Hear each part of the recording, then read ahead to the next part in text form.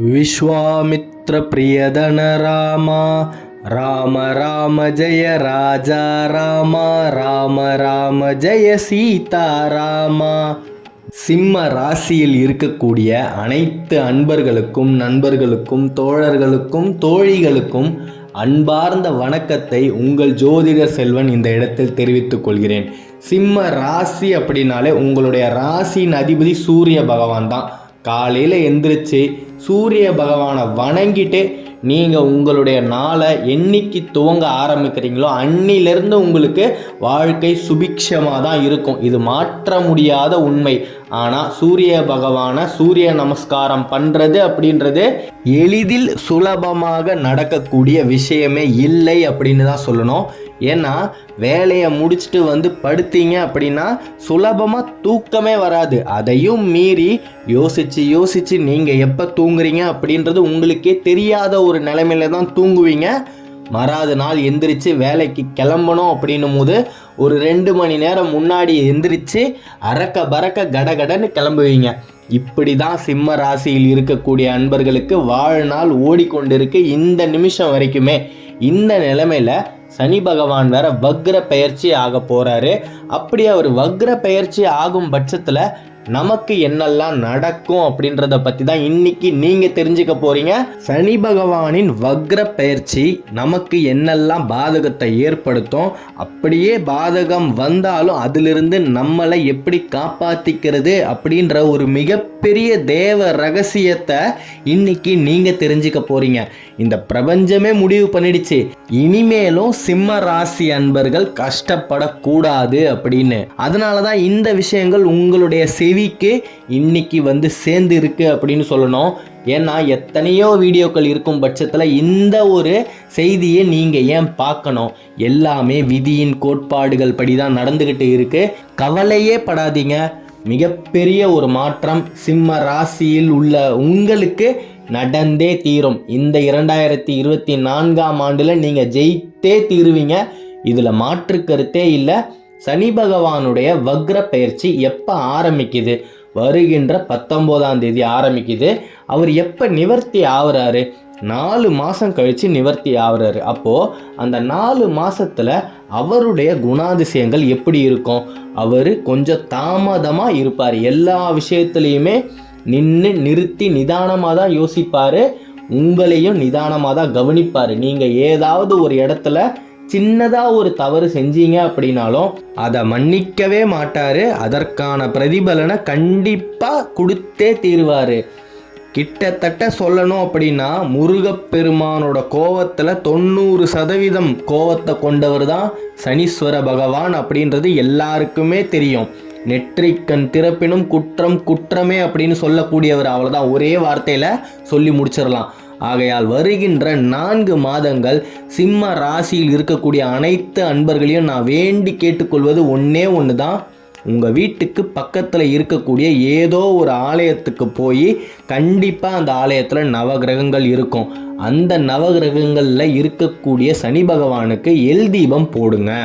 கருப்பு துணியில் எல்லை வச்சு அந்த துணியோட முனைப்பகுதியை திரியாக உருமாற்றி சனி பகவானை நினச்சி உங்களுக்கு இருக்கக்கூடிய அனைத்து கஷ்டங்களையும் அனைத்து இன்னல்களையும் எல்லா பிரச்சனைகளையும் அவரை நினச்சி நீங்கள் சொன்னீங்க அப்படின்னா அவரே உங்களுக்கு சாதகமாக மாறியே தீருவார். அப்படி அவரை நினச்சி எல் தீபம் போடும்போது நீங்கள் ஆரம்பத்தில் கேட்ட ராம நாமத்தை பாராயணம் பண்ணிக்கிட்டே சொன்னீங்க அப்படின்னா கண்டிப்பாக உங்களுக்கு வரக்கூடிய பாதகம் 50% குறைந்தே தீரும். இது மாற்ற முடியாத விதி. இதை செய்யணும் அப்படின்னா அதற்கு நம்ம கர்ம வினை நமக்கு இடம் கொடுக்கணும் முதல்ல. 2வது விஷயம், இப்பேற்பட்ட வரத்தை வரப்பிரசாதமாக பெற்றவர் யார் தெரியுமா? ஆஞ்சநேயர். வாயு புத்திரனை 7.5 ஆண்டு பிடித்தே ஆக வேண்டும் அப்படின்றது விதி. ஆனால் 7.5 வினாடி கூட வாயுபுத்திரனின் சிரத்துக்கு மேலே சனி பகவானால் உட்கார முடியாமல் இறங்குனதுனால பெற்ற வரம் தான் இந்த வரம். அப்பேற்பட்ட வரத்தை இன்னைக்கு இந்த பிரபஞ்சம் நமக்கு கொண்டு வந்து சேர்த்து இருக்கு அப்படின்னும் போது நாம் இதை சரியான முறையில் உபயோகிச்சிட்டோம் அப்படின்னா சனி பகவானின் வக்ர பெயர்ச்சியால் நமக்கு ஏற்படக்கூடிய பாதகம் கண்டிப்பாக குறைஞ்சே தீரும் அப்படின்றதுல மாற்று கருத்தே கிடையாது. மிகப்பெரிய ஒரு மாற்றம் நடந்தே தீரும். ஒரு 4 மாதத்துக்கு வாரம் கண்டிப்பாக சனிக்கிழமை தோறும் எல்தீபம் சனி பகவானை நினச்சி போடுங்க. மிகப்பெரிய ஒரு மாற்றம் நடந்தே தீரும் அன்பர்களே. ஏன்னா யார் நமக்கு பிரச்சனையை கொடுக்குறாங்களோ அவங்களையே நமக்கு சாதகமாக மாற்றிக்கிறது அப்படின்றது தான் மிகப்பெரிய சூட்சமம், ராஜதந்திரம் அப்படின்னே சொல்லலாம்.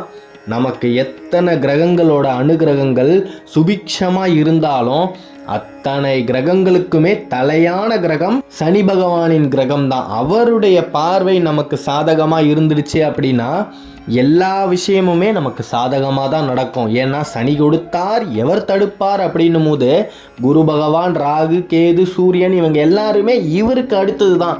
இவர் நல்லது செய்யணும் அப்படின்னு முடிவு பண்ணிட்டாருன்னா அத்தனை பேரும் சேர்ந்து நல்லது செய்வாங்க. இவர் நல்லது செய்யக்கூடாது, கர்ம வினையை அனுபவித்து தான் ஆகணும் அப்படின்னு முடிவு பண்ணிட்டாருன்னா எத்தனை பேர் வந்தாலும் இவரை மீறி எதுவுமே பண்ண முடியாது. சுக்கிர திசையே அடித்தாலும் சனி பகவானை மீறி ஒன்றுமே பண்ண முடியாது அப்படின்றது தான் நிதர்சனம். அப்பேற்பட்ட சனி பகவானை நமக்கு சாதகமாக மாற்றிக்கிறதுக்கு இது ஒரே ஒரு வழி தான். வாயுபுத்திரன் பல கோடி வருஷத்துக்கு முன்னாடி சனி பகவான் கிட்ட பெற்ற வரம் அப்படின்னு இதிகாசம் புராணங்கள் சொல்லும்போது நாம் ஏன் இதை கடைபிடிக்காமல் இன்னமும் இருக்கணும்? இன்னைக்கு இந்த விஷயம் நமக்கு தெரிஞ்சிடுச்சு. இனிமேலும் நாம் வாழ்க்கையில் கஷ்டப்படவே கூடாது. பட்ட கஷ்டமெல்லாம் போதும்பா.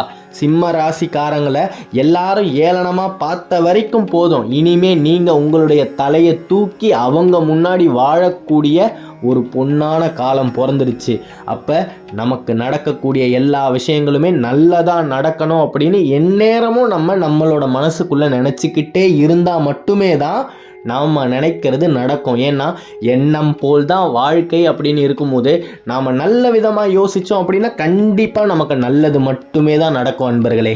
ஆகையால் சனி பகவானின் பெயர்ச்சியை கண்டு யாருமே அஞ்ச வேண்டாம் அப்படின்றத இந்த இடத்துல நான் ரொம்பவே ஆழமாக அழுத்தி சொல்லிக்கிறேன்.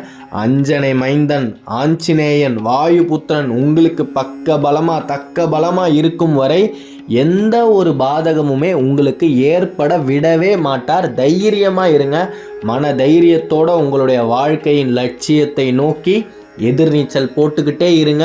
வெகு விரைவில் நீங்கள் சிகரத்து மேலே ஏறி உங்களுடைய வெற்றி கொடியை கண்டிப்பாக சூடியே தீருவீங்க. இதில் மாற்று கருத்தே கிடையாது. ஏன்னா நடந்த குரு பெயர்ச்சி அவ்வளவு மங்கள யோகமாக இருக்குது அப்படின்னு தான் சொல்லணும்.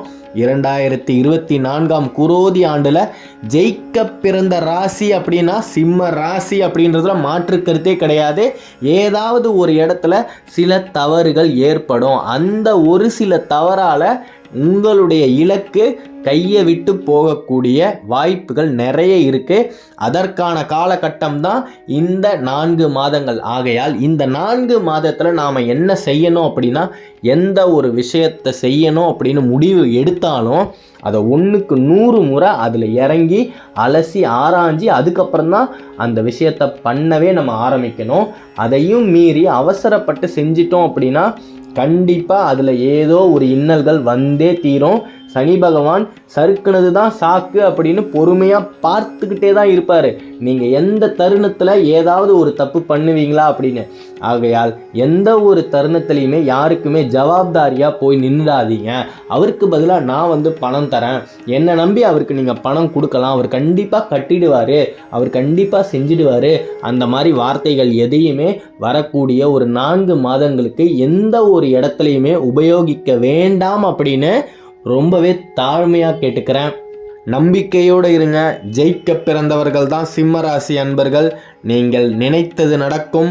பிரபஞ்சத்திடம் நீங்கள் கேட்பது கிடைக்கும். ஜெயம் உண்டாகட்டும். அடுத்த காணொளியில் விரைவில் சந்திப்போம். சிம்ம ராசியை பற்றி நீங்கள் தொடர்ந்து தெரிஞ்சுக்கணும் அப்படின்னா இந்த சேனலை சப்ஸ்கிரைப் பண்ணிக்கோங்க. தென்னாட்டுடைய சிவனே போற்றி, என் நாட்டவருக்கும் இறைவா போற்றி. நன்றி.